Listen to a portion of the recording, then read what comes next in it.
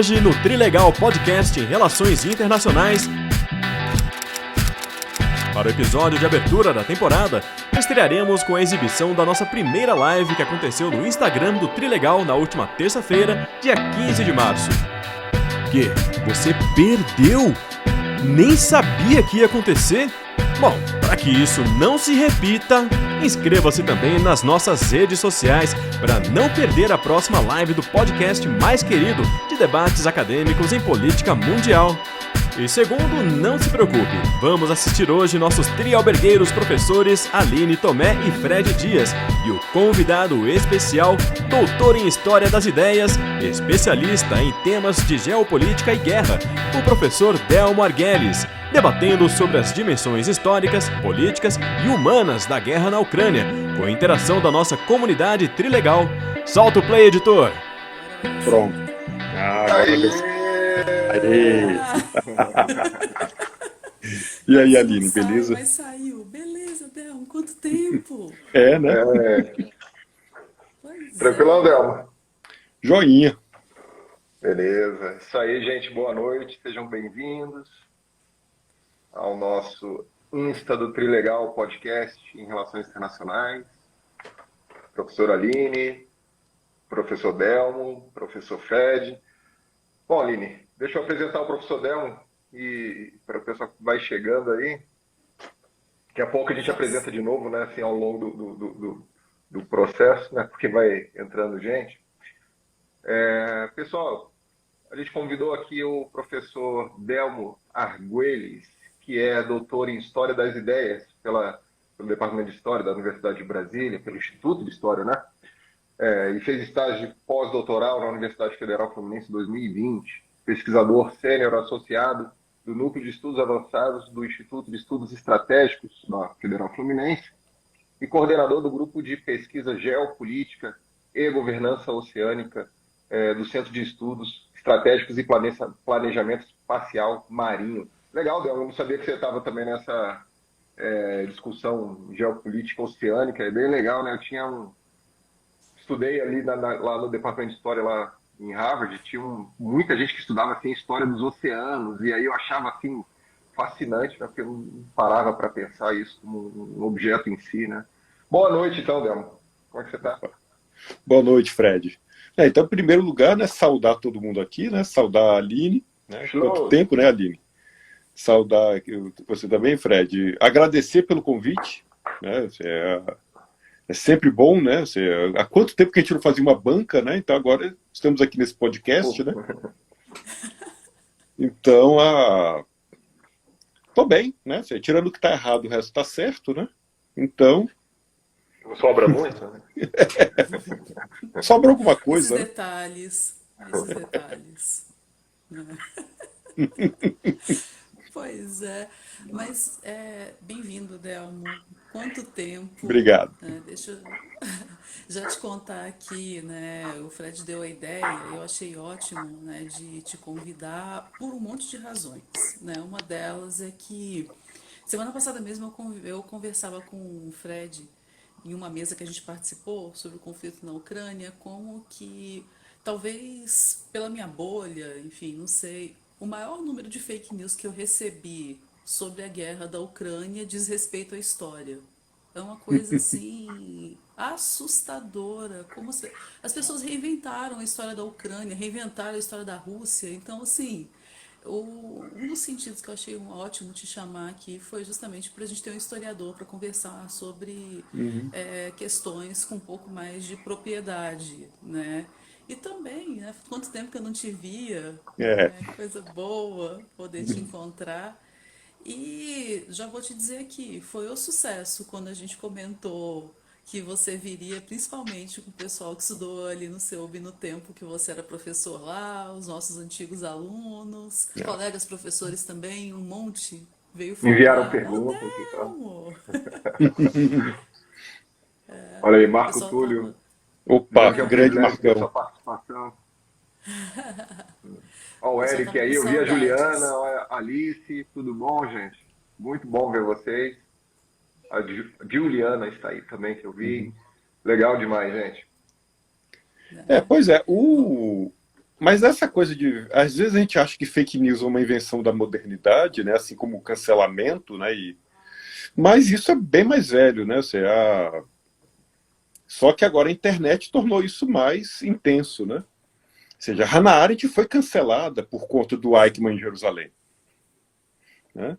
E é aquele mesmo esquema de hoje, né? Ou seja, 99% daqueles que cancelaram Hannah Arendt nem sequer leram, né? Nem sequer leram Eichmann em Jerusalém, né? Então, e fake news em guerra, isso aí tem aquele livro ótimo que foi reeditado agora, do Modris Eckstein, A Sagração da Primavera, que ele relaciona os movimentos artísticos modernos à Grande Guerra de 14-18, que pegou lá um diário de um soldado inglês e o cara tinha tomado a seguinte decisão, né? Ele não acreditaria em mais nenhuma notícia oficial que viesse impressa. Ou seja, qualquer comunicado oficial, qualquer jornal, para ele era mentira.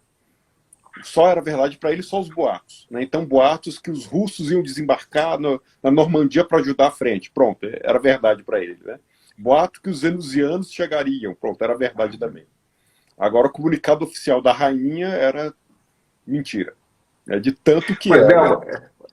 tá. Assim, eu já debati, eu e a professora Aline, né? Inclusive a gente está produzindo um artigo tentando lidar com justamente a literatura que está trabalhando, né, as fake news, a pós-verdade, como um fenômeno bem contemporâneo, que não é exatamente novo, mas não pode ser reduzido também a, como a gente já ouviu aí, fofoca palaciana. Tipo, qualquer trato assim, né, da realidade, dizer uma coisa mais profunda, uma subversão ontológica, epistemológica, na verdade, é mais profunda, que tem a ver com os grandes movimentos totalitários do século XX. Esse mesmo tipo de discurso não é exatamente comum do dia a dia, né? Isso aí você... O que você falou, só uma coisa também sobre o que você falou, Delmo, muito interessante. Eu estava aqui pensando, antes de entrar para falar sobre isso, eu assisto muito MSNBC nos Estados Unidos. É uma TV lá que está mais à esquerda, né, mais ao lado dos democratas, né? Assim, bate muito diferente com a Fox, assim, o enfrentamento deles. Mas o que eu acho, até então, Aline, eu achava mais agradável, né, assistir, era o jornal que eu estava mais acostumado e tal. Aí você acaba que você, né, cai naquele comodismo de não procurar outro, né? Você acaba se identificando ali com, né, os âncoras. E aí, cara, a forma como a mídia dos Estados Unidos agora trata qualquer crítico da política externa dos Estados Unidos, né, da expansão da OTAN, como alguma coisa de quase traidor dos Estados Unidos, é espantoso, Delmo. Então eu me sinto assim, aquilo era a minha fonte de informação diária sobre política nos Estados Unidos. Hoje eu acho, Aline, que é meu objeto de estudos. Então, assim, eu parei de assistir porque eu não tenho mais paciência, eu não consigo mais informação de lá. E vocês sabem também, a RT, Delmo, foi proibida pelo YouTube aqui no Brasil, então a gente não assiste mais, né, Sim, a de informação russa. A Sputnik News também está sendo caçada. Foi. Semana passada eu tentei replicar pelo Twitter uma notícia da Sputnik, que outro cara estava citando. Vieram 5 ou 6 avisos do Twitter. Tem certeza que você vai replicar isso? Olhe bem. Né? Só faltou colocar, eles são inimigos, né? Você é um quinta coluna. Né? Foi. E depois eu não achei mais nada do Sputnik no Twitter, né? Tudo foi. E assim, a gente cai no esquecimento, né? Essa coisa né, Aline, que a gente fala muito dos algoritmos. Cai no esquecimento que a gente não é bombardeado por eles também. Sim, e aí Eu ia comentar Diga, justamente disso. Eu tive um sentimento semelhante a esse que você teve, Fred, agora, há uns anos, com uma sensação muito forte dessa polarização política. Acabou que, usando rede social, eu fui seguindo muitas pessoas e muitos perfis, tanto de notícia, quanto de políticos, quanto de lideranças mais voltadas para a esquerda e tudo mais. E chegou num ponto que eu desisti de todos também, ou de quase todos. Eu fiquei com pouquíssimos, porque eu fiquei tão irritada quanto você, Fred, porque é muito tentadora essa subversão da verdade, então eu acho que isso é uma das coisas talvez inovadoras, né? Que a gente não pode dizer que é a mesma coisa desse tipo de fake news que a gente tinha antigamente. Essa criação das bolhas e as pessoas viverem somente dentro de um universo que é quase paralelo, que se diz o que agrada a elas, como se nada mais estivesse fora, né? Como se aquilo fosse todo mundo, é muito complicado, né? Vira realmente quase uma distopia, né? Eu tenho uma sensação dessas, né? Porque aí a gente tem aquele martelamento, né? Que na Rússia a imprensa está sendo caçada, tudo controlado, né? Até ontem teve aqueles vídeos, que é claro, né? Que quem foi preso não se divertiu, mas parecia até quase um sketch de humor, né? O pessoal sendo entrevistado na rua, no meio da pergunta, a polícia já levava os entrevistados, né? Em Moscou. Aí teve uma mulher que botou um pequeno cartaz e a polícia prendeu. Outra estava tentando responder com cuidado, mas aí a polícia perdeu a paciência dela responder com cuidado e já prendeu ela assim mesmo. Né? E de fato, ou seja, a imprensa na Rússia é controlada assim, mas só que aqui no Ocidente a gente tem também um controle estrito. Né? Assim, quando a gente vê toda essa. A gente pega a imprensa americana, pega que é a própria imprensa brasileira, né? Assim, até fizeram um meme semana passada que em pouco tempo a Globo News vai ingressar na OTAN, né? Assim, eles estão merecendo mesmo a vaga, né?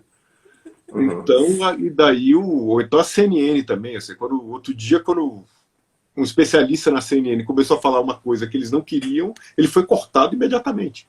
Né? E aí, teve o Jorge Pontual, deu um chilique em cima de um historiador russo, ou brasileiro, que trabalha em Moscou, né? Sim. Você viu? Sim, ele deu um chilique horroroso, né? Nossa. Até... Horroroso, assim, tipo, desrespeitoso, cara, com a pessoa que foi lá. Quem não sabe o que significa vergonha alheia, né? Basta assistir esse chilique, né? Que aí vai, na mesma hora, ele vai entender o conceito, né? E teve o do Sardenberg em seguida, né? Que foi triste também.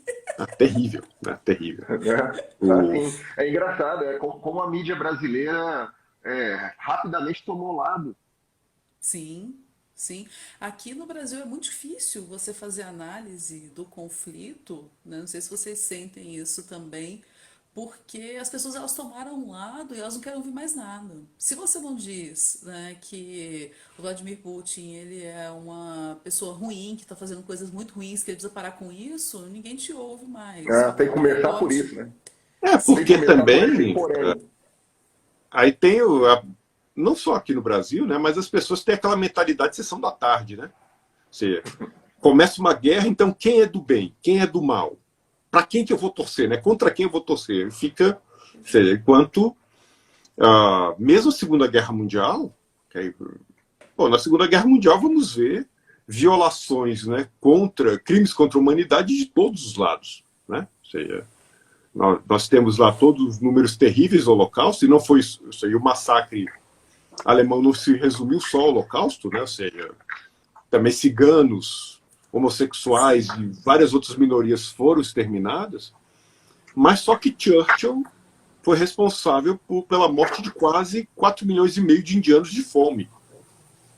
Mas só que, não eram brancos europeus, né? Então é outra coisa, né? E o pior de tudo ainda foi a frase que Churchill soltou quando soube dos números, né? Ele ficou bravo, né? Que ele falou, 4,5 milhões morreram e o Gandhi não estava no meio, que droga, né?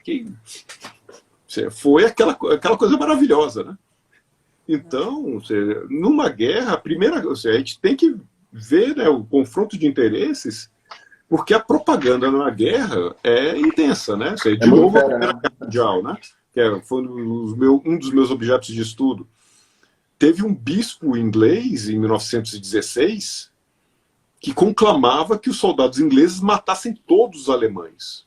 Não só os maus, mas também os bons. Matem mulheres, crianças e velhos, porque a Alemanha tem que deixar de existir. Um bispo, né, pediu isso, né? Num discurso inflamado. Nos Estados Unidos? Não, em inglês. Nos Estados Unidos ou na Inglaterra? Na Inglaterra. Del, eu estava lendo também que esse comportamento meio que patriota, exagerado, assim, com grandes convergências, né, da MSNBC a Fox, tem a ver com a legislação, a emenda que o Woodrow Wilson passou durante a Primeira Guerra Mundial também nos Estados Unidos, de censura da imprensa, né? Proibição explícita da crítica. Tem um jornal, Delmo, que eu acho que eu já te contei em algum momento isso, da minha pesquisa também, que também é lá na parte da minha pesquisa, que é um jornal da comunidade alemã nos Estados Unidos, que na época era a segunda maior comunidade estrangeira nos Estados Unidos, depois da inglesa, né? E aí eles tinham um jornal, né, chamado Fatherland, né, que é a forma alemã, né, germânica de se referir, né, à pátria. A pátria é o termo pátria, né, pra gente. E no dia seguinte, cara, a declaração do Woodrow Wilson, quer dizer, até a declaração de guerra do Woodrow Wilson, esse jornal emitia opiniões muito críticas a respeito da aproximação, né, dos Estados Unidos com a Inglaterra, sem considerar o lado da Alemanha, enfim, era um debate nesse sentido. No dia seguinte, Aline, que o Woodrow Wilson declara guerra, o jornal muda de nome e vira The Patriot. E aí já tem aqui no editorial, no dia seguinte, aí já tem no editorial, né, nós, até ontem, até a declaração de guerra, até os Estados Unidos tomar um lado, a gente tinha uma posição aqui e tal, crítica. Agora não, estamos na guerra, estamos em guerra por nosso país e tal. Então, teve assim, um movimento muito forte assim, na mídia americana já, meio que se entender dentro desse esforço de guerra. Sim, e mostrou também que o pessoal desse jornal era, além de tudo, era prudente, né? Eles sabiam do o que fazer. Inclusive faz lembrar que na mesma época da Grande Guerra, que até antes disso, a dinastia inglesa já não muda já há algum tempo, né? Desde o século XVIII. A última mudança que teve foi de Orange para a dinastia. Pô, agora tá me escapando o nome próprio, pô. Windsor? Não, Hanover. Que era o Windsor. Era Hanover, que é a dinastia atual. Mudou o nome de Hanover para Windsor na Grande Guerra. Como é que você pode estar numa guerra mortal contra a Alemanha e ter reis ingleses? Ou reis alemães, perdão, né? Reis alemães, sim. Então, a dinastia Hanover mudou o nome para Windsor. Tanto que o sobrenome da rainha Vitória era Vitória von Saxe-Coburg-Gotha. Era alemã. Não pode. E quer dizer, até esse princípio da nacionalidade se estabelecer, né, como parte fundamental da estrutura internacional, se aceitava isso como uma normalidade, né? Você tem um governante que era claramente de origem pelo seu nome, se não pela sua etnia, de algum outro lugar. Quem explora isso muito bem é o Benedict Anderson, né, no Comunidades Imaginadas, né? Então você tem ainda, na época do absolutismo, aí esse que é um saco conversar com o historiador, né? A gente vai botando um bando de observações. Mas no antigo regime, né, você tem lá a ideia divina do rei, né? O rei é rei por vontade divina. Então o rei podia ser alemão, podia ser austríaco. Aliás, alemão e austríaco é praticamente a mesma coisa, né? Mas pode ser russo, pode ser. Agora, com a Revolução Francesa, a ideia de nacionalismo ela ganha uma nova sinergia, né? Então alguns reis começaram a ter problema, né? Ou seja, que aí entra a questão da nação ser soberana. Então, alguns reis tentaram se mostrar como cidadão número 1. E qual é o problema de você deixar de ser o rei divino para ser o cidadão número 1? Os demais podem achar que o cidadão número 1 não está sendo exemplar. Então vão acabar pedindo a sua cabeça, né? Aí você tem N problemas, né? Quando a gente pega o Império Austro-Húngaro, né, que ainda... o Império Austro-Húngaro, né, que era o Império Habsburgo, ele durou até demais, né? Ele conseguiu chegar até 1918, né? Que era quase que um anacronismo nessa época de nacionalidades, né? Sim, eu acho que falar de nacionalismo é outro tema que é super interessante para a gente puxar aqui desse conflito da Ucrânia, né? Porque os nacionalismos eles estão muito exacerbados aqui, a troca de acusações, porque na verdade nacionalismo e guerra é uma coisa que é necessário, né? Precisa existir para que minimamente existam pessoas que vão para o campo de batalha morrer. Né? Então as pessoas elas têm que achar que elas Disposto a estão fazendo isso em prol de alguma coisa do tipo, né, a sua morrer pela pátria. nacionalidade, né? Exatamente. Então, eu acho que esse é um ótimo recorte para a gente falar, né, Uhum. da ascensão do nacionalismo na Ucrânia, né, nos últimos anos, da ascensão e, na verdade, até dos grupos que apoiam, né, o conflito na Rússia. Claro que na maioria da população, mas não é Vladimir Putin só porque usa da força, né, um louco que então consegue fazer sozinho aquilo, independente da vontade da nação. Então, tem tudo a ver com o nacionalismo, né? Porque aí Aliás, e o. antes de Uhum. passar, né, eu queria só comentar pro pessoal, gente, façam suas perguntas, seus comentários, tá? Que a gente vai lendo e respondendo aqui. Mas enfim, É prossiga. isso aí. A hora que chegar a pergunta aqui, a gente interrompe, lê e a gente está dando Tá prioridade para bom. isso, né? A gente está aqui se encontrando, matando saudade, mas ao mesmo Uhum. tempo, falar em saudade, Gabriela Kuber, muito tempo que eu não te vejo, Ou você está quanto aqui. tempo? Olha aí, legal demais. Muita gente querida entrando aí. Façam suas perguntas, a hora que quiser a gente interrompe. Aí, ó. O Marco Túlio fez a primeira pergunta aí. Bem, temos Como aí, de uma podemos, maneira direta e historicamente, simplificada, Marcão, aí você me apertou. A gente tem deixa eu vários ler a pergunta motivos. dela. Como Deixa eu ler a podemos pergunta para quem. historicamente compreender o atual conflito na Ucrânia, de maneira mais direta e simplificada? O risco é o simplificado, né? Só tá aí o direto também, ele complica.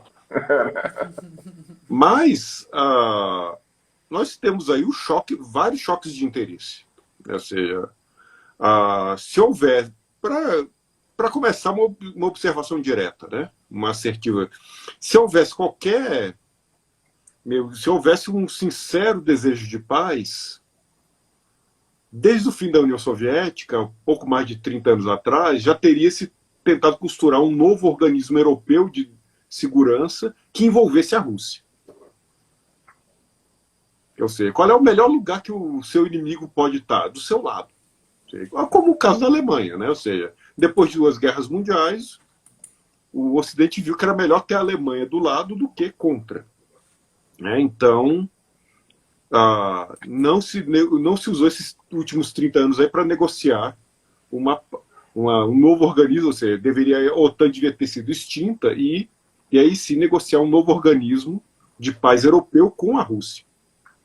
Né? E aí teríamos, mas é claro, se não existe, né? Se aquela bola não tivesse batido na trave, mas bateu e não foi gol. Né? Então, e aí a gente pega ou seja, a questão, né, uma das acusações do Putin, né, do avanço da Ucrânia para o leste é inegável. Ou seja, a OTAN avançou para a Polônia, os países bálticos, né, e de repente tentou lá botar, ou seja, já estava negociando com a Ucrânia, né, uma adesão. Então, Del, deixa eu te encaixar então essa pergunta esse é só um aspecto, né? O que não é claro. Deixa eu só te encaixar essa pergunta da Alice, que eu acho que está no ponto que você está falando, inclusive. A invasão da Ucrânia seria um plano de longo prazo do Putin, quer dizer, uma reemergência daquela zona de influência, da esfera de influência soviética, ou antes mesmo, do Império Russo. E aí, nessa eu te pergunto, que você acabou de falar, os países bálticos sempre me foram assim, uma coisa muito surpreendente, como, né, a Rússia não reagiu naquele momento, lá dos anos 90, a essa incorporação. Quer dizer, nesse sentido de longo prazo, você acha que em algum momento a Rússia vai também demandar a saída da OTAN, desses países da OTAN, dos países bálticos, da Polônia, eventualmente? Aí o que pode acontecer mais para frente aí já fica difícil, né? Eu sempre falei isso, né? Vocês devem lembrar. Para perguntar para trás. Historiador é profeta do passado, né? E não do futuro. Mas de fato, a Rússia não reagiu nos anos 90 à incorporação dos países bálticos, né? Isso, é claro, não é um sonho soviético, ou seja, Isso aí, toda essa geopolítica russa de expansão vem desde o Império, quer dizer, desde Pedro o Grande, pelo menos, né? O Ivan o Terrível estava mais preocupado em massacrar boiardos, né?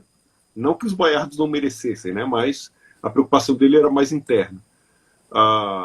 Então a Rússia perdeu territórios com o fim da Grande Guerra. A Finlândia ficou independente, os países bálticos ficaram independentes. A Polônia foi recriada, né? Assim, a Polônia tinha cessado de existir desde o século XVIII e foi criada, é claro, também em boa parte. A Polônia foi recriada com o Tratado de Versalhes, mas pelo ódio que os franceses tinham aos alemães, né? Que a Polônia pegou aí boa parte da Silésia Pomerânia e Prússia Oriental, né? Mas os russos sempre ficaram, ou seja, de olho no seu entorno, né? Então, quando Lenin aceitou todos os termos humilhantes do Tratado de Brest-Litovsk com os alemães, ele fez isso porque não tinha outro jeito, né? Ele já estava enfrentando uma guerra civil, né? E aí, é claro, deixou mais para frente para recuperar os territórios. Aí, sim, aí na Segunda Guerra, Stalin consegue recuperar alguns territórios, né? A Finlândia, ele só conseguiu empurrar um pouco a fronteira, né, mais para oeste, mas outros territórios foram reanexados, né? Bessarábia, Bucovina. Bessarábia, a primeira vez que eu ouvi falar da Bessarábia foi numa história em quadrinho, né, do Pato Donald, né? Depois que eu fui ver que realmente existia, né? Mas então, a gente tem essa preocupação estratégica. É claro, não estou falando que Putin tem razão, nem está certo, nem guerra não é algo divertido, né? Como aqueles mercenários brasileiros descobriram da pior forma, né? Bem rápido. Bem rápido. Bem rápido. Guerra não é para você tirar selfie, né, e marcar no Instagram, né, a sua localização. Mas tem que rir. A gente estava comentando outro dia, né, Aline? Postando selfie de crime humanitário. Não, e sem falar que o cara acha que é jogo, né? Ou seja, se o inimigo sabe onde você está, ele manda um míssil. Teve até, no caso da Chechênia, eu lembro disso até hoje, que isso foi na primeira guerra da Chechênia, nos anos 90 ainda, né? Já vai fazer 30 anos. O líder da guerrilha chechena, ele pegou um telefone celular para fazer uma ligação rápida. Falou menos de 2 minutos. Mas os russos rastrearam o sinal e mandaram um míssil. Pronto. E mataram o cara. Pronto. E 30 anos depois fica lá os manés lá que só pensavam que guerra é Counter-Strike postando foto no Instagram e botando a localização. Para ganhar like, né? Like deve ter sido o nome do míssil, né? Que os russos mandaram, né?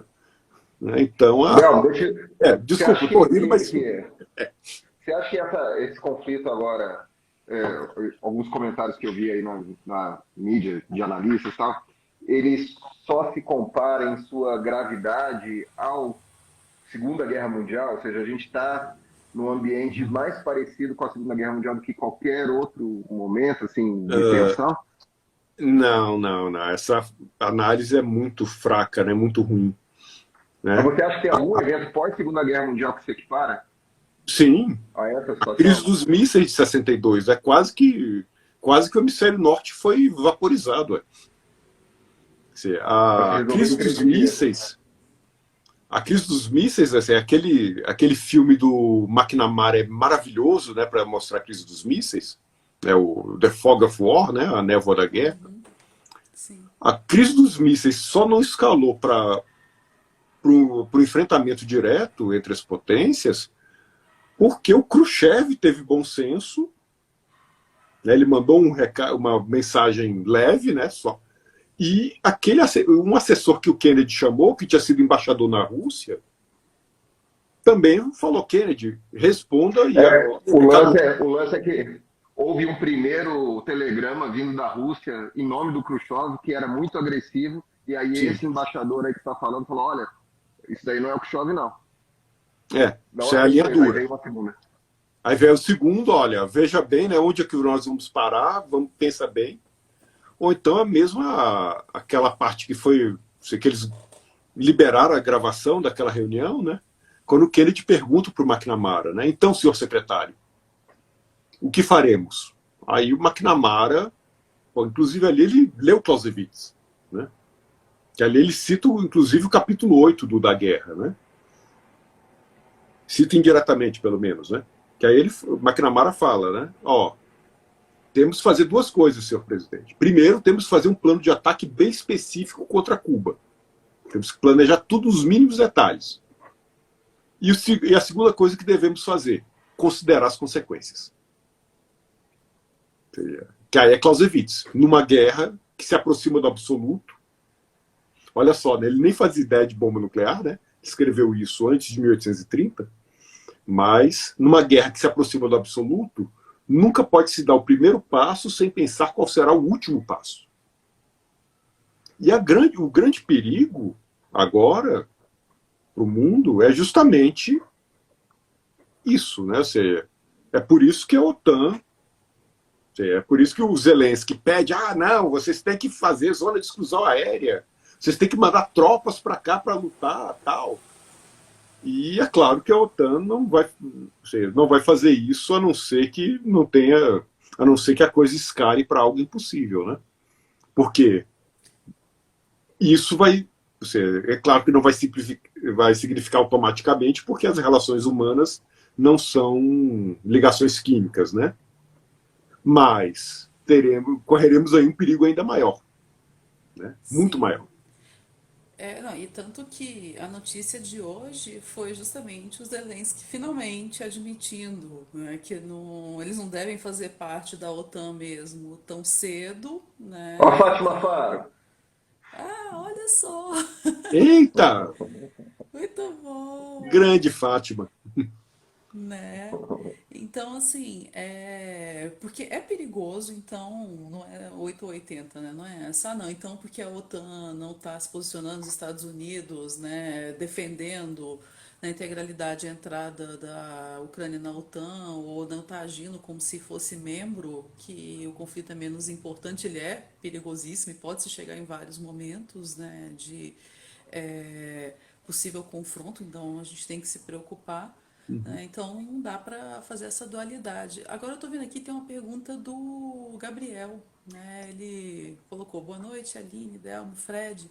Se posso fazer uma pergunta o quanto de propaganda e o quanto de realidade existe no conflito étnico envolvendo os habitantes de Lugansk e Donetsk e o chamado Batalhão Azov, né, que está, né, envolvendo aí essas justificativas, né, para a ocupação desses territórios.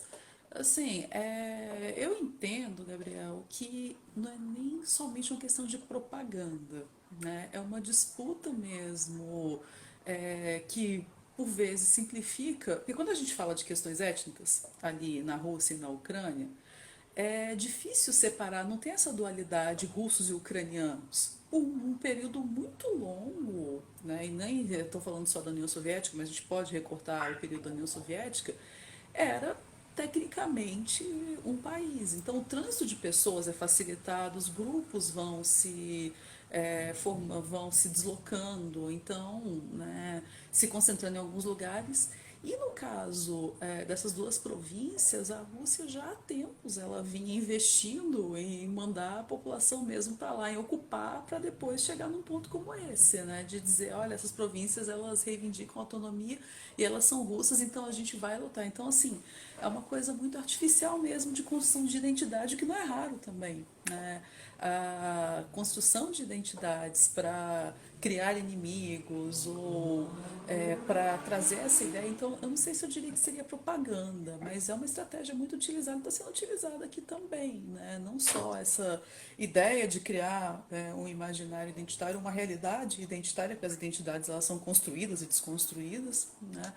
Mas para justificar mesmo ocupações e outros interesses e disputas ali. Né? Não sei o que vocês acham, Fred.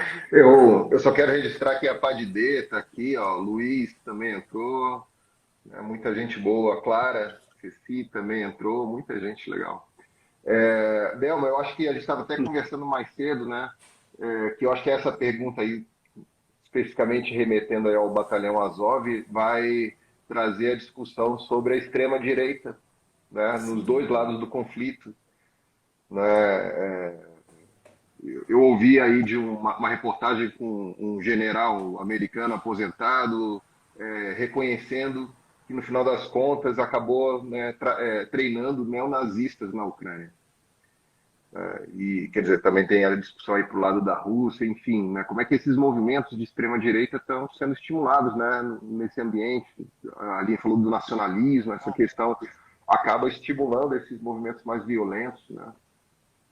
Porque aí o Batalhão Azov, ele não só foi treinado, mas também ele foi armado, muito bem armado, né? Inclusive, o mesmo milionário, que até é engraçado, é um milionário judeu ucraniano, que financiou o Zelensky, que financiava lá o canal de TV do Zelensky, antes dele ser eleito, foi o que financiou o Batalhão Azov. Então você tem aí E é claro, o Batalhão Azov usa e abusa, né, dos símbolos, né, nazistas, né, das runas. Que aí você tem, né, se a gente recuar até o século XIX, né, quando a gente pensa se a gente puder pensar numa coisa que dá união a toda essa questão fascista, neofascista de extrema-direita, é a ideia do movimento tradicionalista, que, na verdade, chama-se de movimento porque, na verdade, vamos ter vários nomes trabalhando em várias direções diferentes, né? Mas, basicamente, o tradicionalismo, ele prega, assim, a ideia de uma revolta contra a modernidade, um retorno a uma era de ouro. Ou seja, então, os nazistas, só se pensa que nazista gostava de... só se identifica, né, o nazismo vai matar o judeu. Não só isso, é claro que acabou resultando nisso, né, mas a ideia de Hitler era, na loucura dele ali, era criar uma nova raça, ou seja, não que os alemães fossem... não, é a partir dos alemães criar uma dita nova raça, né, que é também outra palavra que a gente nunca pode perder de vista, que quando a gente pode até dar a gente pode até falar em racismo, tal, mas tecnicamente só existe uma raça em termos humanoides, que é a raça humana, o Homo sapiens sapiens, somos todos nós. De resto, temos aí etnias, né? Temos no máximo repetições fenotípicas, né, de populações que se entrecruzam e grupos linguísticos, né? Ou seja, o que difere um indo-europeu de um semita? A língua. Não tem cor da pele, tamanho do nariz, nem formato da orelha e mais nada, né? Mas então daí que a gente não pode perder isso de vista. Então, até que eu estava perguntando, como diferenciar um russo de um ucraniano? Cara, para nós brasileiros, é tão impossível quanto um ucraniano diferenciar quem é mineiro de Belo Horizonte e quem é mineiro de Montes Claros. Para eles vai ser tudo igual. Aliás, e quem não conhece Minas Gerais... A origem linguística também, né, do ucraniano e do russo. Na verdade,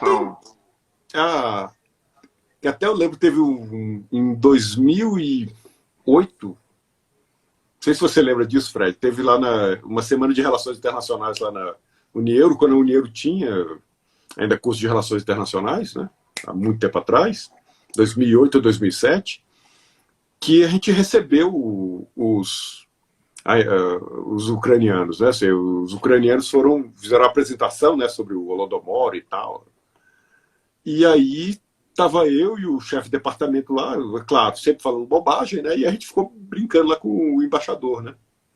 A gente falou, cara, não dá para diferenciar vocês dos russos, né? Tudo igual, né? Aí o embaixador ucraniano falou, não, nós somos os verdadeiros russos. Essa é a diferença. Nós somos mais russos do que os próprios russos. Porque São então, russos de Kiev, né? exato. Uai, uma das origens lá do Império Russo foram os principados de Kiev e Novgorod. É dali que surge, né? E depois que aí sim, Ivan o Terrível vai unificar internamente. Mas então, quando a gente chega nessa questão identitária, isso é muito sério, né? E ao mesmo tempo muito sutil, né? Então, a questão identitária, ela passa, na verdade, ela está basicamente na dimensão ideológica. A ideologia, a ideologia faz parte do tecido que estrutura a nossa realidade. Né? Então, quem sou eu? Para falar quem sou eu, primeiro eu tenho que dizer o que eu não sou. Aline, eu sei. Dizendo que eu não sou, né? Aline, eu sei que você ia falar, mas deixa eu interromper, porque Débora falou uma frase que eu acho muito importante agora, né? Dizer o que eu não sou. E aí tem a pergunta do Gabriel, ou seja, a narrativa de exclusão é um comentário, né? Dentro do alto escalão do governo ucraniano, por conta da descendência judaica do Zelensky, cai por terra. Gabriel, vou te citar, sugerir um canal que eu até encontrei, né, comentando com o Delma, a gente chegou na mesma pessoa, assim, por caminhos diferentes, que é um professor da Universidade Federal do Rio, Federal do Rio de Janeiro. Michel Germain. Ele tem um canal no YouTube e ele fala o tempo inteiro sobre a questão judaica na política internacional, né, o zionismo, o antissemitismo, deixando muito claro assim, as diferenças. É muito interessante. E aí um argumento essencial dele é a forma do fascismo contemporâneo se apresentar é portando a bandeira de Israel. Porque é justamente a exclusão de cara, a tentativa de um ato de fala que te exclui a possibilidade de ser nazista, porque, ora, você está cortando a bandeira do Estado judeu.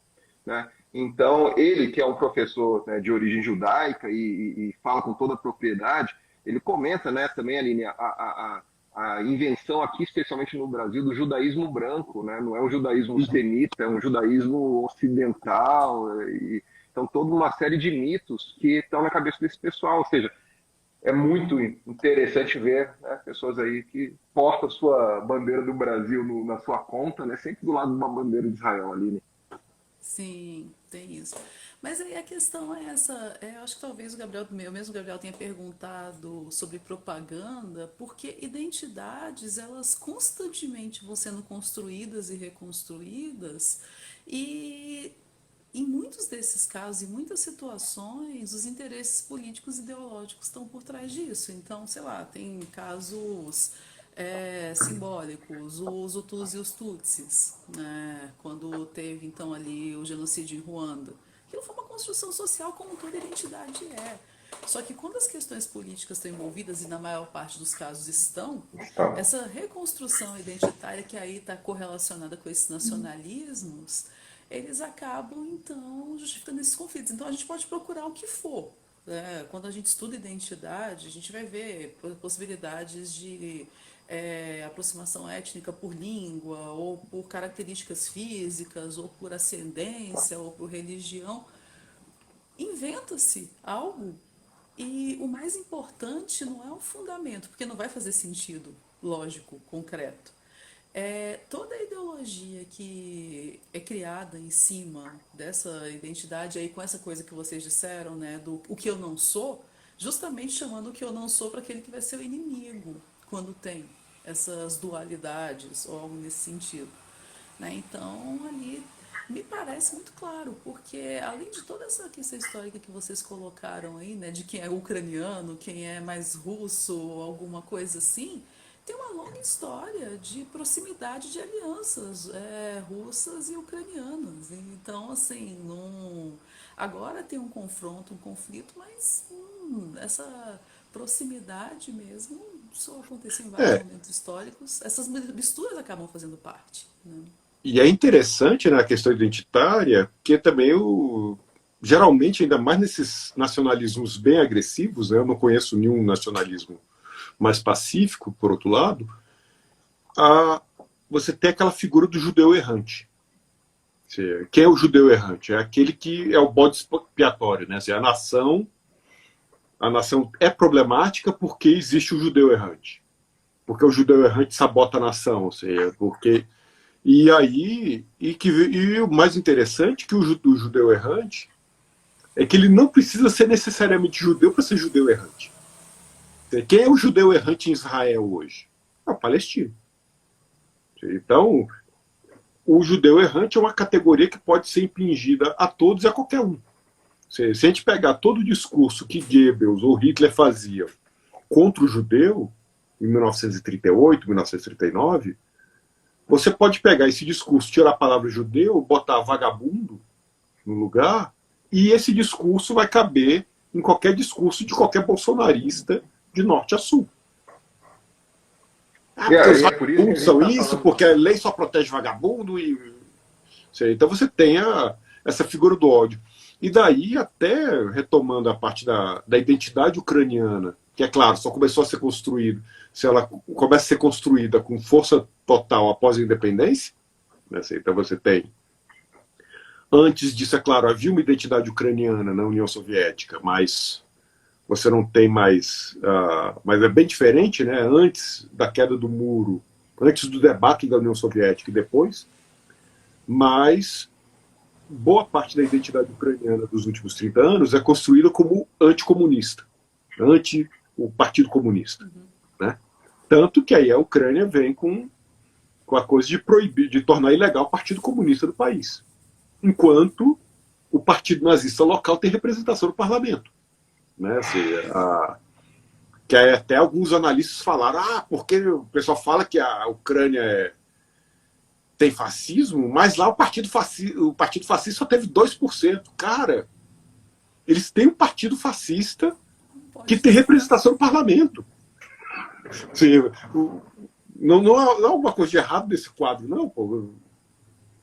Então, isso é... E é claro, agora vamos lembrar também que há também nacionalistas russos, né, que são bem fascistoides. Né? Até eu estava conversando mais cedo com o Fred, quando eu comecei a falar do tradicionalismo, né, aquela ideia de voltar para as tradições, né, o fascismo, no geral, nas suas várias encarnações, nas suas várias aparições, sempre vai retomar para essa insatisfação com a realidade, mas grandes coisas, mas os românticos também tinham.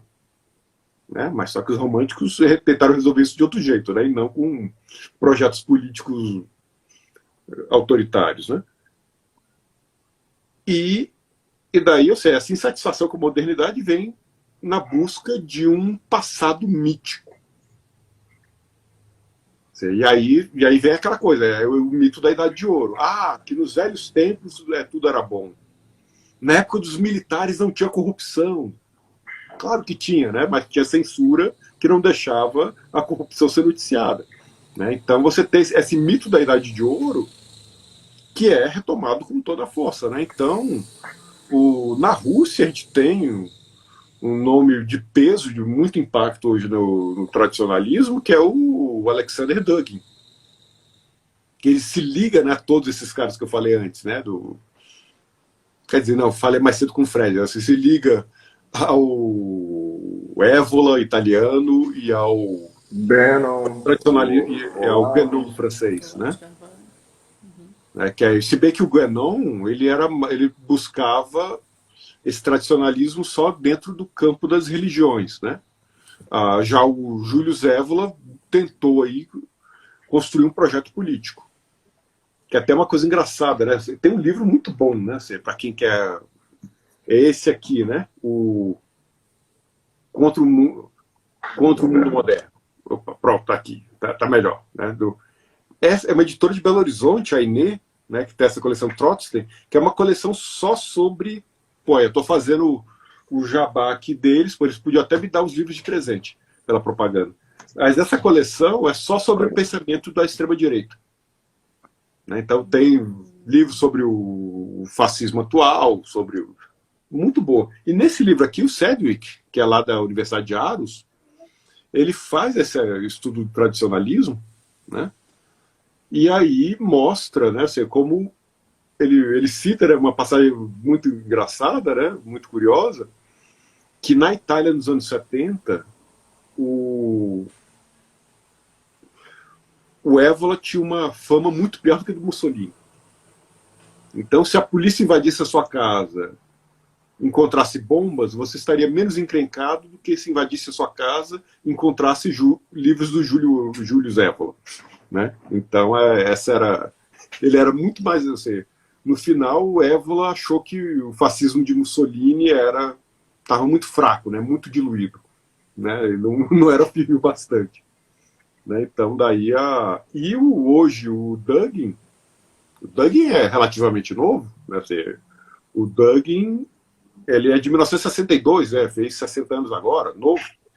Para mim, assim, eu tô com mais de 50, né? Então, para mim, quem tem só 60 é novo, né? Assim, o Dugin, ele mantém essa tradição, né? Ele repensa ele mantém toda essa tradição, né? E aí, nisso aí que, por exemplo, o Steve Bannon vai beber, né? Essa é uma das fontes do Steve Bannon. O professor Cláudio indicou também um outro livro, né? Não sei se você conhece, Guerra pela Eternidade, Benjamin. Sim, do Tannenbaum. E ele compara o Olavo, o Dugin e o Bannon, né? Quer dizer, o Bannon é o personagem principal, parece. Né? Pelo foco. Na verdade, o Olavo, ele só surfou nessa onda, né? Ele enganava os trouxas há 30 anos atrás com o horóscopo e depois passou a enganar os trouxas com um papo de extrema-direita, né? Então, mas ele, de fato, é o mais fraco desses aí, né? Que até o pessoal pergunta, o Olavo era uma espécie de Dugin? Não, o Dugin, ele, por mais que a gente possa discordar das ideias dele, ele tinha doutorado, né? O Olavo não devia ter nem quarta série, né?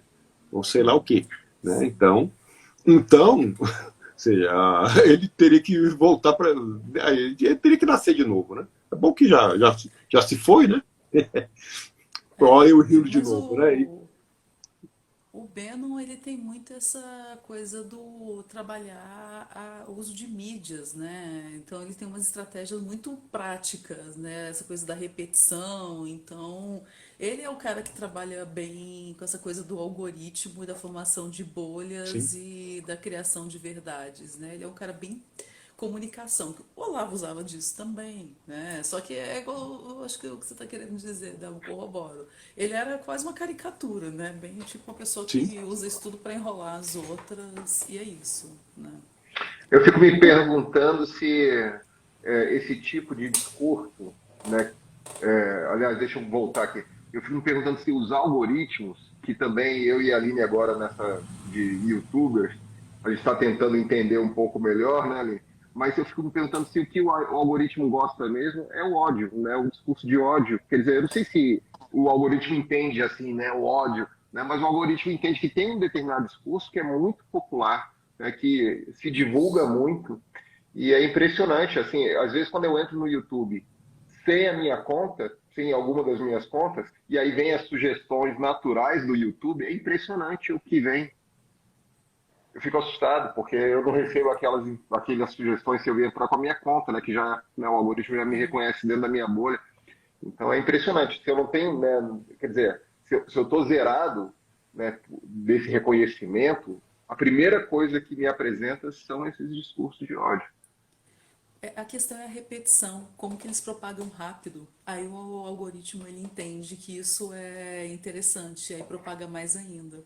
Então é por isso que eles usam, né? Porque o algoritmo ele não vai saber o que é bom, o que é ruim. Agora, coisas boas, né? O bom dia lá do grupo da família, todo dia, isso aí viraliza mais menos do que discurso de ódio. Pois é. Então, é uma Que até lógica faz meio lembrar diferente. Fez lembrar agora o amigão lá do Guilherme Deleuze, o Félix Guattari. Félix Guattari falava que um dos aspectos do nazismo estava dentro de nós, está dentro de todos os seres humanos, né?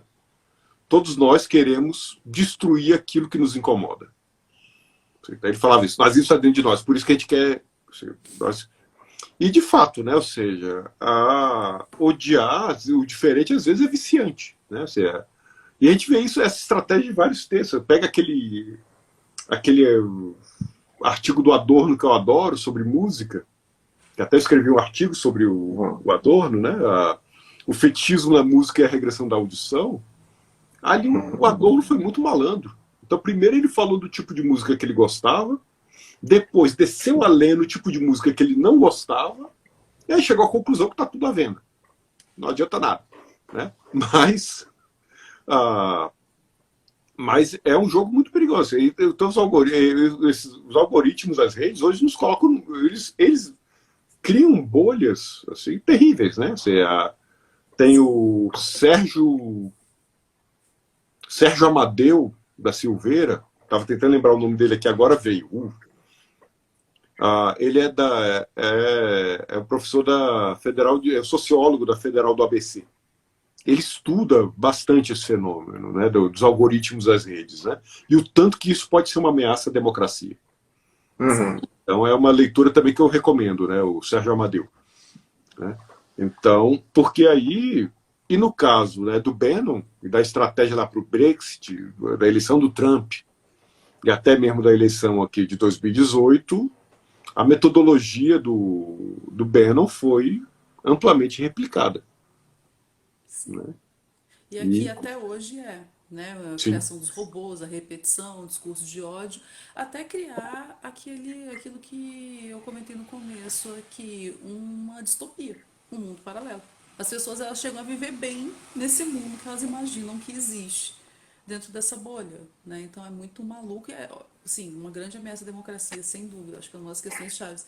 Agora, sim, interrompendo e mudando um pouco aqui o rumo da prosa, mas porque tem uma pergunta que já está aqui há um tempão do Marco do Marco Túlio, sim. Eu estava de olho aqui, estava esperando a deixa. Então... Tem comentário de uma fã do Delmo aí também, uma tal de Amélia aí, que fez um comentário aí, muito, muito fã, hein, Delmo. Tá certo. Então, eu estava com a pergunta aqui, aí eu fui falar e tirei a pergunta, gente. Deixa eu voltar aqui nela. A Maíra também está aí. A Maíra foi tua aluna, né, Delmo? Eu acho que o dele tá falhando na internet. O Delmo tá lá. A diesel. Né? Peraí. Tá conseguindo, não? Eu não tô conseguindo achar a pergunta agora. Ela estava na minha tela. Deu um cair. Deixa eu ver se precisa mandar convite para ele de novo. Tem um comentário aqui da Gabriela Kuber, uma pequena anedota sobre essa questão de identidade. Eu tinha uma colega de trabalho que falava que era ucraniana, mas de alma russa. Ela tinha 70 anos, a lembrança dela deve ser toda da União Soviética. Né? Pronto, voltei. Pronto, deu. Beleza.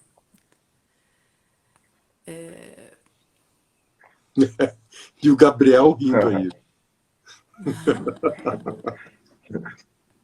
Ô, Delmo, você lembra da Maíra? Tá aí a Maíra. Sim. E aí, Maíra? O Gabriel foi me orientando lá de graduação.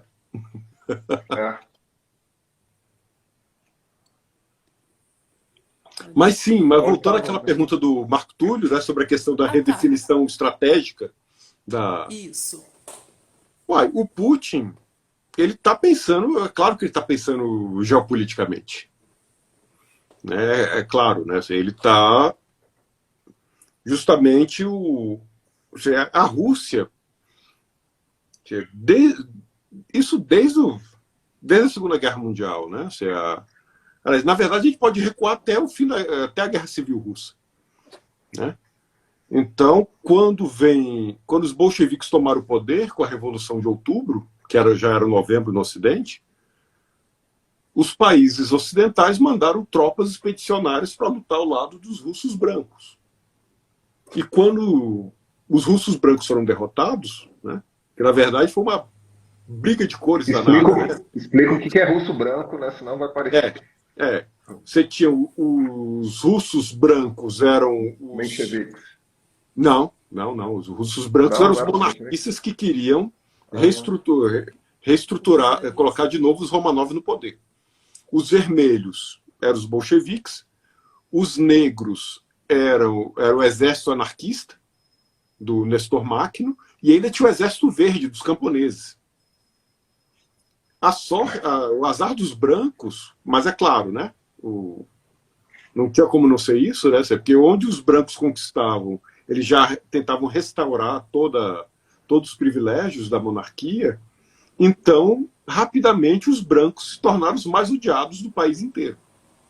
Ou seja, só mesmo a aristocracia e os pobres de direita que gostavam dos russos brancos. Vejam bem, né? Eu não gosto de pobre de direita também. Então, eles foram dizimados. E depois, a preocupação do Exército Vermelho foi eliminar o Exército Negro para depois se eliminar o Exército Verde. Foi uma coisa... E com a derrota dos brancos, o que o Ocidente passou a fazer via Liga das Nações? Fazer o cordão sanitário em torno da Rússia. Que até o... Cara, não foi o AJ... Foi ou o AJP Taylor ou foi outro historiador inglês que quando fez ele escreveu lá o prefácio para o livro do Jack Reed, né, Os 10 Dias que Abalaram o Mundo, falou: a cortina de ferro não começou com o Stalin pós-Segunda Guerra Mundial. A cortina de ferro começou com o cordão sanitário da Liga das Nações. Né? E de fato, eu sei, então a Rússia nunca perdeu isso de vista, a União Soviética nunca perdeu isso de vista, e era pós-soviética, os russos nunca perderam isso de vista. Então o Ocidente, e de fato, né, você tem a expansão do OTAN para leste, se a gente vê bem todos os movimentos dos Estados Unidos de 1989 para cá, é para cercar a Rússia e a China. Não só a Rússia está sendo cercada, a China também. Sim. Então você tem os dois principais confrontos que estavam iminentes aí, todos envolvem Estados Unidos, um com a China, que é o caso de Taiwan, e esse da Ucrânia, né? Não é uma novidade que isso estava prestes a explodir, faz parte dessa redefinição estratégica. Eu acho interessante porque muitos alunos têm me perguntado isso, principalmente que estão começando o curso. Professora, mas você acha que isso é um novo posicionamento já estratégico mesmo? Sim, é. Né? Não é que vai mudar agora, mas é concreto isso. Né? E às vezes soa meio assustador, mas não. Né? É o que está acontecendo. O Putin basicamente reagiu, né, à tentativa de cercamento. Né? E aí... Porque o grande problema, né, esse que é o grande problema da mídia ocidental, né, é colocar a Rússia malvada quer acabar com a democracia do mundo, né, que nem hoje eu fiquei horrorizado, né, mais cedo o Fred me perguntou o que eu achava do Harari. Eu falei: olha, eu baixei 2 livros dele para o Kindle e eu vou ler assim que der, né, tá na fila. Vai demorar, mas eu vou ler. Né? Eu acho, ele parece ser um cara bom. Aí o Fred, não, olha esse vídeo do YouTube aqui. Aí me mandou a entrevista dele pro Fantástico. Eu fiquei horrorizado. Tão horrorizado que a primeira coisa que eu fiz quando eu acabei de ver o vídeo foi pegar o Kindle e apagar os 2 livros dele. Né? Pronto, chega. Acabou. Né? Vai ser aquela coisa que a democracia ucraniana está sendo atacada pelo autoritarismo russo. Meu Deus do céu, né? Ele fala muitas coisas, eu também já conversei sobre isso com o Fred, ele afirma com certeza certas coisas que não existem.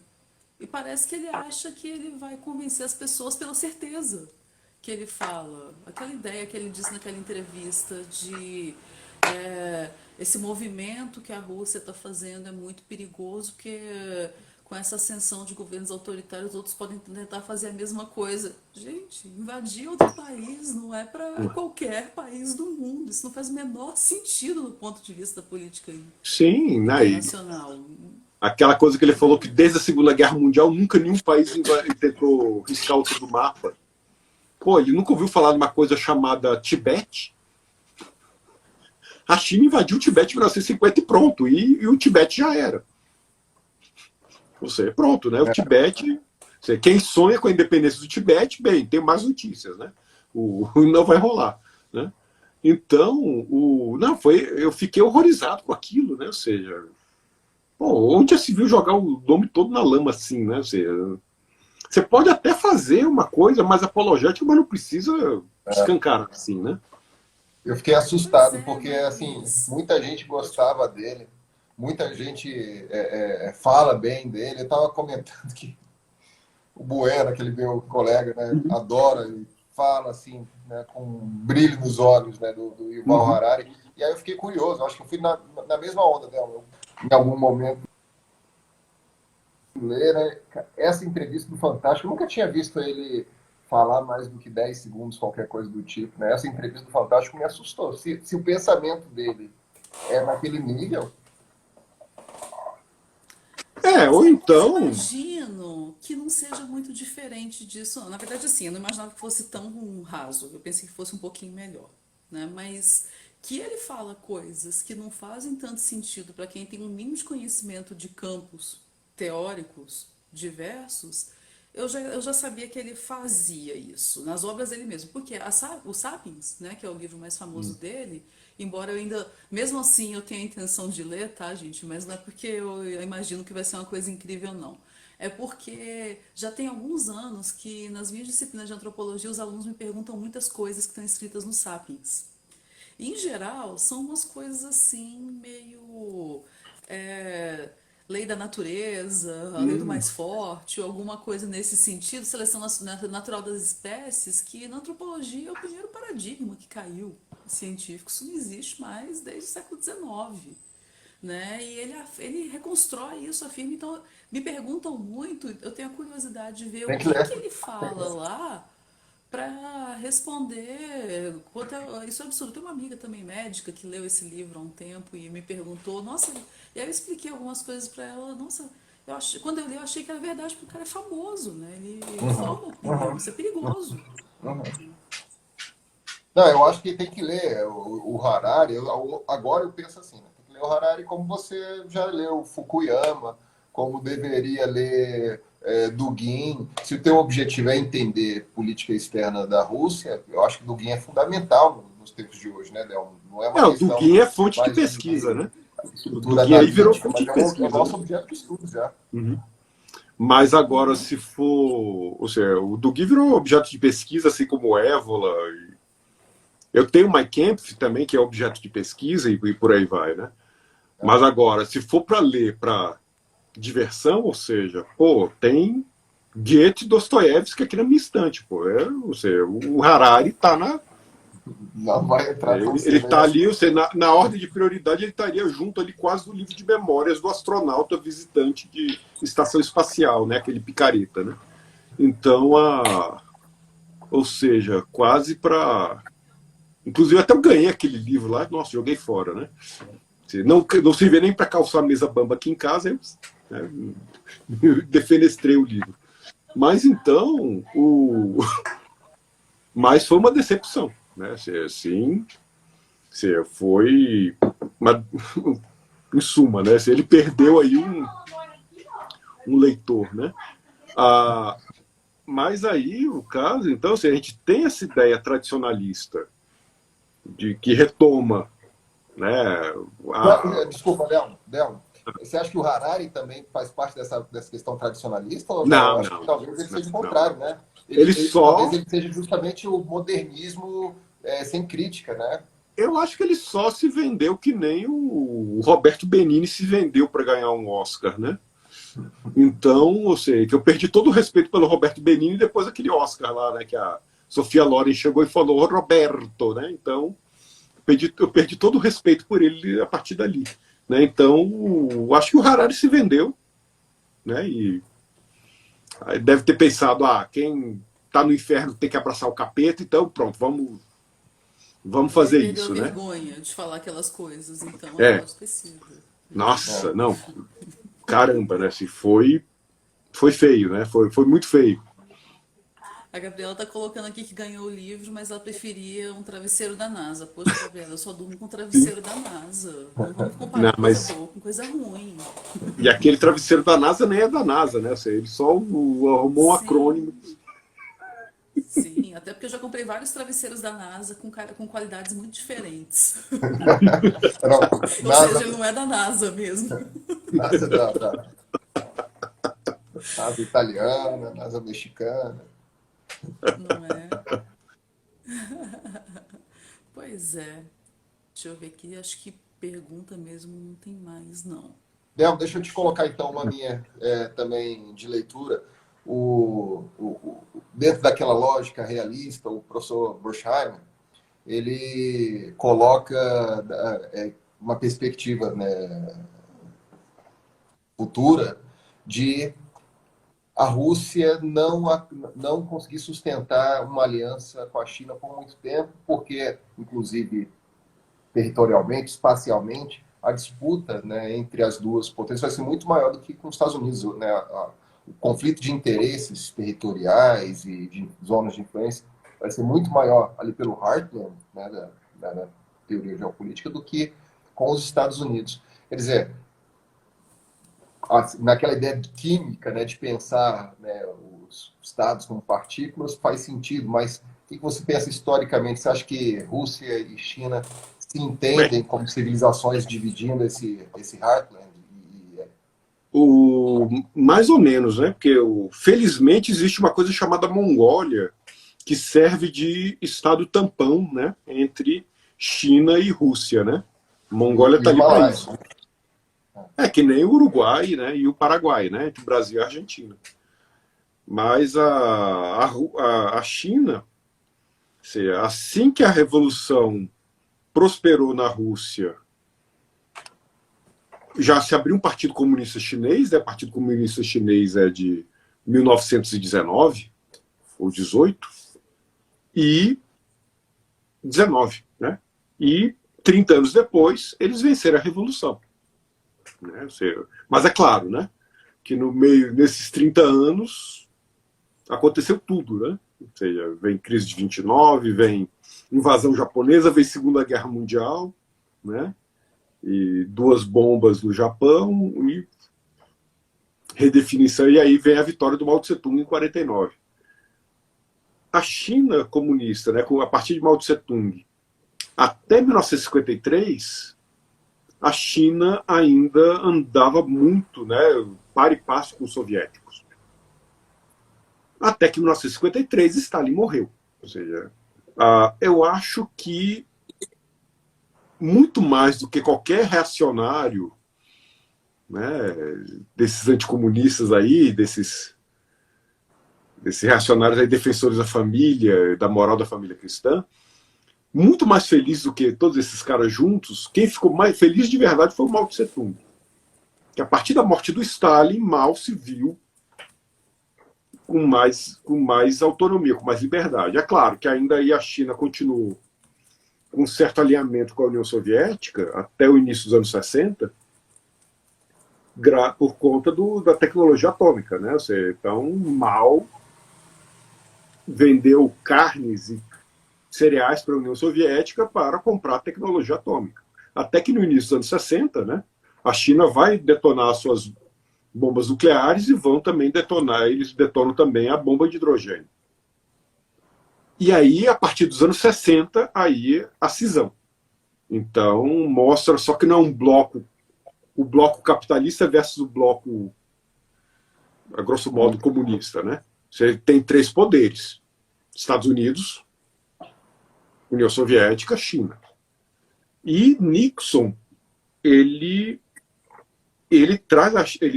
marca bem isso, mas é claro, ali também foi por conta da Guerra do Vietnã, né? A gente pega aquele livro maravilhoso do Giovanni Arrighi, o Adam Smith em Pequim, que ele já começa falando aquela frase excelente, né? Que faz todo sentido do mundo, né? O grande vencedor da Guerra do Vietnã foi a China. Com quem Nixon teve que negociar para tirar os soldados americanos do Vietnã? Com Mao. E é claro, negociação entre países, né? Ninguém faz nada de graça, né? Aí, com a visita de Nixon a Pequim, Taiwan não só perdeu sua cadeira permanente, como ainda perdeu o status de país. Sim. né? Souberam pelos jornais, né, que não eram mais um país, né? E que aí é aquela coisa, né? Só um país do mundo hoje, né? A não ser que eu esteja, a não ser que tenha mudado já, né? Nunca mais verifiquei a informação, né? Mas atualmente só um país do mundo reconhece Taiwan, né? O Paraguai. Então, se seu único amigo no mundo é o Paraguai, pô, tenho mais notícias para você, né? Sempre chora. Então, você tem a China, a partir de 72, ela se constrói num poder próprio. Então você pega desde o afastamento da União Soviética até a visita do Nixon, a China dá um. E depois, com a morte do Mao, aí você tem os ajustes internos, né? Aí vem a Praça da Paz Celestial, até que a China chegou onde chegou. Então, então a China, claro, a China tem seus interesses, mas só que aí os interesses chineses, porque também para a China, se o poder russo cai de uma vez, para a China não vai ser nada interessante, né? Interessa muito mais, né, manter esse status quo, né, a Rússia ainda como um grande poder militar, do que qualquer outra coisa. Mas nesse sentido, você acha que a China pode aproveitar do momento para tomar Taiwan de volta, ou Hong Kong, e acelerar o processo, porque essas zonas de influência vão se estabelecendo? Aí é claro, né, o que passa na cabeça? Eu acredito que não. Eu acredito que os chineses são mais comedidos, né? E até engraçado, nessa onda de fake news, no primeiro ou no segundo dia da invasão já estava notícia que a aviação chinesa já estava sobrevoando Taiwan e os navios chineses já tinham cercado a ilha e que a invasão era só questão de horas também, né? Já estava aquela coisa alarmista, né? Um analista falar sobre o posicionamento da China e resolveu criar essa, então, né, para bombardear por aí. Uai, que nem não, vocês devem lembrar, é claro, para mim foi outro dia, mas isso já tem mais de 20 anos, né? O 11 de setembro, olha só, né? Meu Deus do céu, né? Já tem mais de 20 anos. Tem mais de 20 anos, eu estou muito velho. No dia 11 de setembro, até o dia 12 de setembro de 2001, no dia 11 foi uma coisa incrível, né? Os comentaristas de TV sabiam tanto quanto o público, né? Absolutamente nada. A gente só via aquelas imagens passando e pronto, só ficava. Eu lembro, né? Todo mundo lembra onde estava, né? Eu estava na casa da minha mãe. Aí quando o segundo avião, ainda cheguei a tempo de ver o segundo avião batendo. Aí a primeira torre caiu. Aí depois estava lá eles repetindo as imagens, né? Aí a repórter da Globo News, né, era Leila Sterenberg. Agora vemos aqui a repetição do desabamento da Torre Norte ou Sul, uma dessas. Aí eu falei, cara, isso aí não é repetição não, cara, isso aí é a outra que está caindo, né? Aí no que eu pensei isso, ela falou, meu Deus, não! É a outra torre está caindo! Aí, pronto, e você estava... E nesses dias, até o dia 12, pelo menos, ou talvez até o dia 13, a TV também mostrou sem parar um grupo de palestinos comemorando. Soltando fogos, quebrando prato, dançando. E aí no dia 13 parece que veio a negar. Não, isso aí não tem nada a ver, de uma festa palestina que aconteceu há 10 anos atrás, não tem absolutamente nada a ver com... Mas quem que buscou essa imagem de arquivo primeiro e botou para circular? Que é claro, aqui as TVs do Brasil só replicaram o que a CNN estava mostrando. Mas alguém em algum lugar tirou isso do arquivo e jogou no fluxo. Né? E não foi por falta do que fazer, não foi para encher linguiça, não foi para... Foi com uma agenda correta, uma agenda bem definida. Correta não, uma agenda definida, né? Uma agenda... Vamos botar isso aqui para... Então a gente vê hoje a gente vê... É até engraçado, aí depois vieram as negativas, né? Aquela imagem também que a gente viu logo na primeira semana de guerra, do tanque russo atropelando um civil ucraniano. Era ucraniano, não era o tanque? Era o tanque, era ucraniano, pô. E aí foi veiculado como se fosse russo, foi isso mesmo. Sim, para ver como eles são malvados e por aí vai, né? Então a gente tem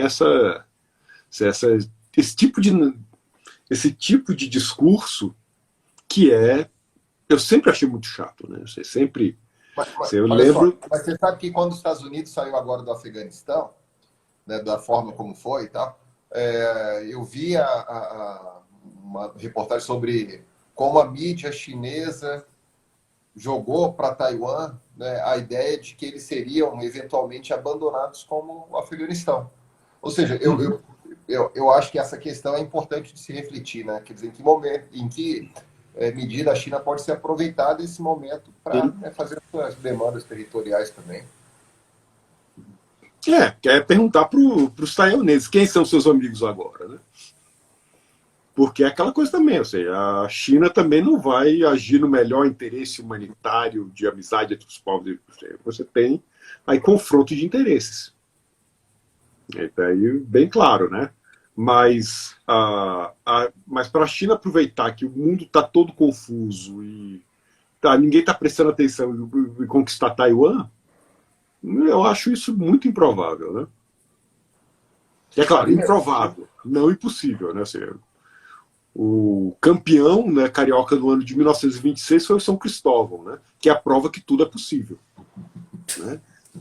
Ai, Senhor. Aline, eu acho que a gente já está chegando aqui próximo do tempo que a gente estipulou.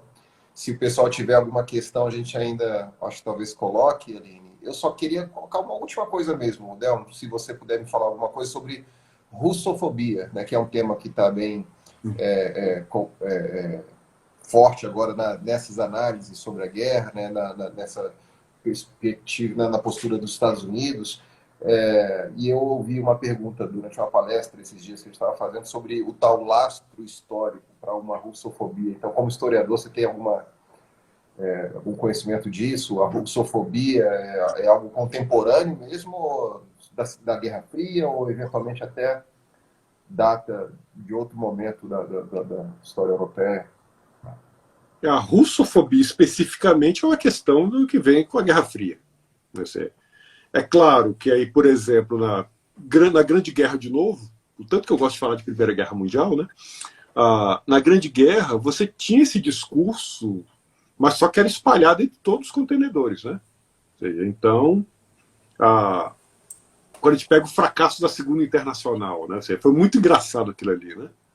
Só recordando, né? A Segunda Internacional comunista, eles acertadamente previram que uma guerra europeia era só uma questão de tempo. Que a Europa estava em paz, mas uma hora ia estourar quer dizer, estava em paz relativamente, né? Teve 2 guerras balcânicas antes de 14, teve guerra ítalo-turca, mas uma guerra europeia generalizada seria questão de tempo. Então eles combinaram. E também eles falaram acertadamente, ou seja, numa guerra dessa, é o trabalhador que vai morrer na linha de frente. E os empresários vão ter lucros astronômicos. Então, em caso de guerra, vamos promover uma greve geral em toda a Europa. Sem munição, os exércitos não vão poder se matar. Pronto, e a guerra acaba. E a moção foi aplaudida, aprovada, até que veio a crise de junho de 14, né, o assassinato do Franz Ferdinand. Aí os representantes russos da Internacional começaram a falar, não, nós não podemos deixar a Sagrada Mãe Rússia desprotegida diante do barbarismo alemão. E os alemães, não, nós temos que proteger a cultura alemã do barbarismo russo. E os franceses, nós temos que proteger a Sagrada Terra Francesa dos hunos alemães. E pronto. Começou a guerra, Lenin ficou falando sozinho, né? Ficou. Só imagina ele gritando, né? Bando de imbecis, né? Que a gente tinha combinado, né? Seus tapados. Pô, e aí? Faltou combinar com os russos. Faltou combinar com todo mundo. Então, você tem esse discurso xenofóbico, jingoísta, exacerbado antes de 1914. E é claro que aí depois, a partir da Revolução Russa, aí você tem uma identificação, né? Ou seja, a Rússia com a União Soviética, né? Então, que nem agora, muitos que falam do Putin. Hoje um amigo meu me perguntou, né? Aí, Del, você vai falar então da guerra na Ucrânia, então você vai ficar defendendo Stalin, Lenin e Putin. Eu falei, cara, não estou vendo a linha evolutiva aí, tá? Mas então você tem essa ideia, né? Que os russos continuam comunistas, né?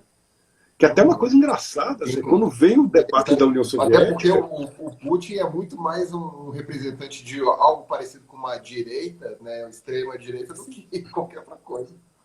Sim, que é um ponto o importante. Bolsonaro, que descobriu isso recentemente e resolveu aparecer lá, né, para ficar amigo um pouco antes do Até então começar. Vai pra Até Rússia, então ele era comunista. Sim, e aí você tem essa identificação que é terrível. Assim. Aí você acaba com essas simplificações, né? Se é russo, é comuna, né? Ou então, por exemplo, já fui acusado uma vez por defender reforma agrária de ser comunista. Eu falo, cara, o comunista nunca faz reforma agrária. O comunista coletiviza as terras e mata quem quer fazer reforma agrária. Reforma agrária é uma plataforma de democracia liberal. Não tem nada a ver com o comunismo. E nem com o socialismo soviético, né? Que é isso que chamam de comunismo. Né? Então, há toda essa confusão conceitual, que é até uma coisa engraçada, assim, que aí eu tinha esquecido, agora lembrei que eu estava falando, quando veio a queda da União Soviética, em dezembro, final de 91, essas várias nacionalidades vão exigir a independência. Né? E aí, a Rússia também. Assim, aí é engraçado, é que todos falavam em exigir independência porque estavam cansados de ser oprimidos pelo sistema soviético. E a Rússia compra o mesmo discurso. Não, nós russos também somos oprimidos pelo sistema soviético, queremos a independência.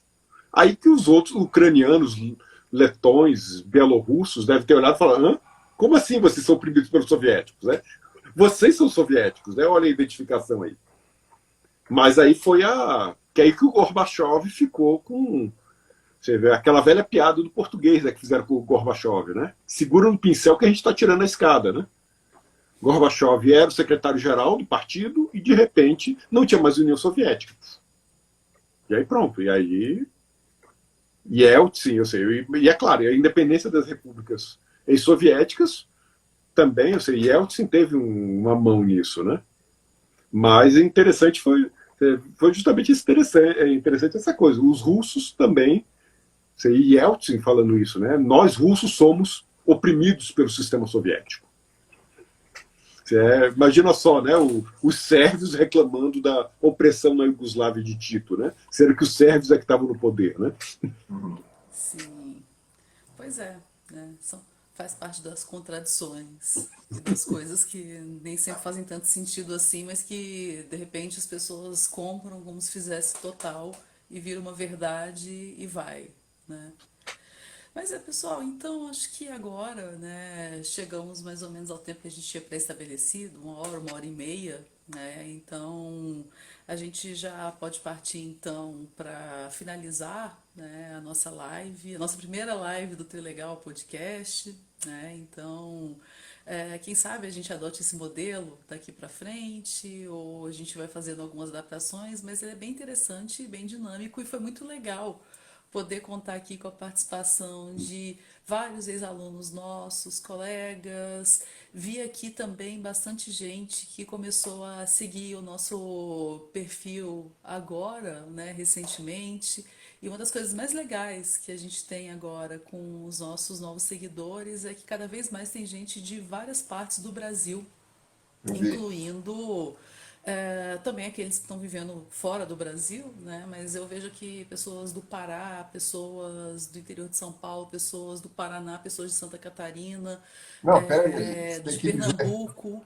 que tudo isso hoje completou finalmente 1.000 inscritos aqui no Instagram da gente. Sim, somos um K. Amanhã eu vou fazer um post sobre isso, né? Eu não vou apagar o brilho da nossa primeira live, mas amanhã eu vou falar sobre isso, já agradecendo todo mundo. Arruma aquele Né? balãozinho de 1K. Né? Pois é. Eu vou fazer esse investimento. Delmo, faz uma dança do TikTok pra gente aí colocar lá. Você prometeu, Delmo. Eu acho que é mais fácil o pessoal pagar para eu não fazer a dança, né? Né? Com os balãozinhos e tudo mais. Para comemorar que nós somos um carro. Pois é. Mas é uma grande alegria. Foi uma grande alegria esse momento aqui, poder encontrar especialmente o Delmo novamente. Né? Coisa boa poder te ouvir suas considerações a respeito das questões tão complexas, né, relacionadas a esse conflito. Então, aspectos históricos serão sempre importantes e relevantes de serem colocados. E acho que é isso, né? Quem não conseguiu acompanhar a gente vai conseguir sexta-feira, a gente vai, né, postar isso como episódio da semana do nosso Trilegal, nossa live, né? E a gente segue esperando cada vez mais ter interação mesmo com as pessoas, mandem perguntas, dúvidas, sugestões. Essa live foi fruto de muitas Inscrevam-se no YouTube. Sim, eu sempre esqueço dessa parte, né? Mais importante de tudo, gente, inscrevam-se no nosso canal do YouTube, tá? Ativa o sininho de notificações para vocês receberem as notificações dos novos vídeos, compartilha o que vocês acharem interessante e é importante pra gente isso, tá bom? Então, da minha parte é isso. Fred, Delmo, considerações finais de vocês? Delmo. De novo, né, agradecer pelo convite, né? A conversa foi agradabilíssima, né? Foi bom, assim, não só rever vocês, né? Como também muita gente entrou aqui, né? O Gabriel ainda falou que queria ter me visto fumando cachimbo, né?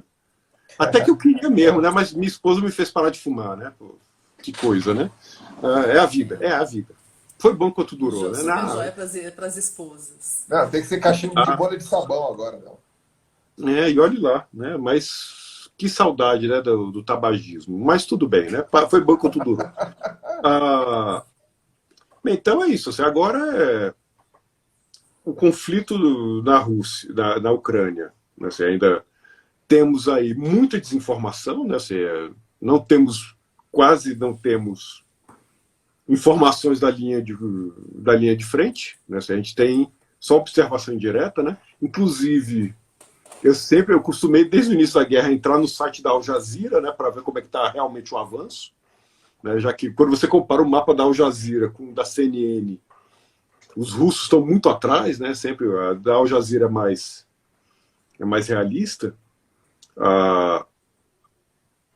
E assim, é uma coisa que a gente só vê lá os correspondentes em Kiev reclamando, né, e contando histórias tristes, né, em vez de dar informações mais embasadas, né. Mas assim, o que serve aqui para... Se há um conselho que eu possa fornecer, é que não só para o caso do conflito da guerra da Ucrânia, mas para a vida, né? Assim, a gente sempre ter essa visão crítica, né? Assim, como já dizia também um amigo comum, né, meio do Fred, né, o Daniel Jatobá, né, que a gente chama ele de Jermaine Jackson, né? A crítica não é uma opção, né? Assim, o olhar crítico ele tem que ser o princípio, né? Então é isso, né? E mais uma vez, muito obrigado. É isso aí. O Delmo volta ainda nesse semestre, né? A gente está com um modelo novo. Esse é o primeiro episódio dessa nova temporada, da segunda temporada do nosso podcast. E a gente agora é uma dupla, né? Eu e a Aline, e sempre recebendo um terceiro convidado muito especial. Então, a gente quer contar novamente, mais uma vez, com o professor Delmo nesse semestre, quando os eventos estiverem mais avançados, a gente poder até atualizar, né, o que a gente pode ter de informação mais segura, análise mais segura desses eventos tão relevantes. Então, eu vou encerrando aqui nossa noite de hoje. Muito obrigado por todos vocês que participaram. Foi demais poder ter essa experiência e a gente se encontra por aí nas redes. Valeu, gente. Boa noite. Obrigada, pessoal. Boa noite.